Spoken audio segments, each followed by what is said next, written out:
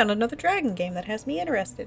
For anyone who loves Spyro, I think this game would be just what you're looking for. Right now there's a free demo on Steam, and I'd recommend you check it out, as I believe it'll only be available for as long as the Kickstarter is going on.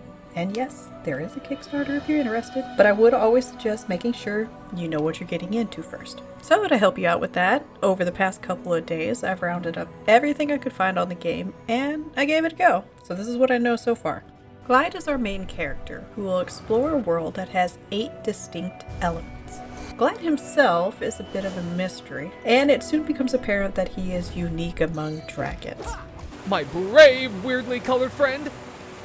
What a peculiar color you have. A peculiar scale color. And while not much is known about him or where he came from, he is able to use all 8 elements. I can't fly anymore, but I can feel the elements. I never was able to in the past. Despite not having one of his own, and all the other dragons having lost their magic. That's a little suspicious. Glyde jumps in, obviously glides, through a world riddled with a growing corruption that is taking over, consuming both nature and dragons, while empowering the roaming undead. Luckily, Glyde is proficient in claw-to-claw combat that utilizes a change of combos and swapping out each element depending on the scenario. The combat is both challenging, complex, and fun. The world itself is beautiful, the music is very fitting and well done, and the characters all have a unique voice actor. Okay. The enemy is strong, but we are stronger together. It's actually really his voice, too. That's outstanding. There are several biomes planned. Each will have a variation of terrain and fauna inside each region.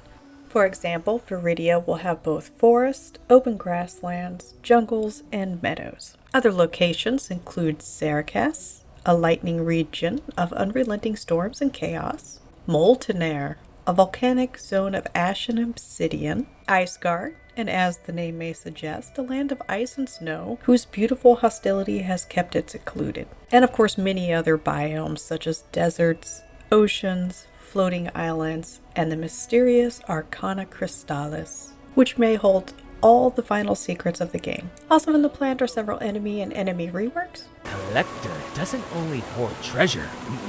Among all the gold, crystals, and trinkets is also crafts effigies from the bones of its victims.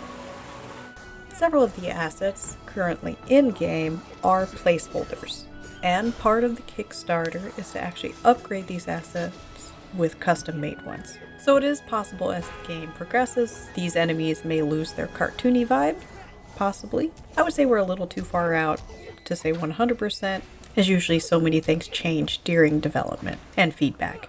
If you worried or wondered if this was just some fly-by-night cash grab, I really doubt it. As far as I can tell, Valfor, the lead dev, started by redoing Spyro games about 6 years ago, possibly a little further back. When his updated Spyro remake started to gain some traction, he realized that he couldn't keep making Spyro games, else Activision, the company that owned it, could end up just pulling the plug on him. And that's when he was inspired to make his own game, inspired by Spyro.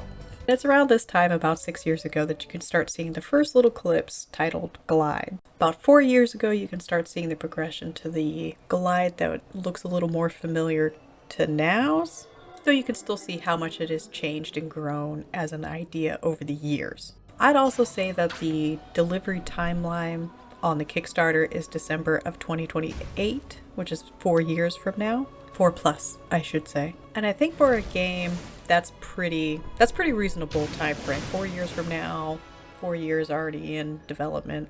With a small team and building cost, I can imagine it would actually take a little bit longer, possibly. But regardless, I do believe 4 years from now is a reasonable time to deliver at least an initial project. Overall, I think this is a game I'm going to keep my eye on. I have high hope for it and its dev team, so I wish them luck, and I'll kick a little to the Kickstarter. Either way, I hope you found this interesting and informative. I'm also finishing up my first playthrough through the demo. I'll post that too. Though it may take a day or two after this video comes out. Thanks again if you made it this far. Thanks for watching. Bye!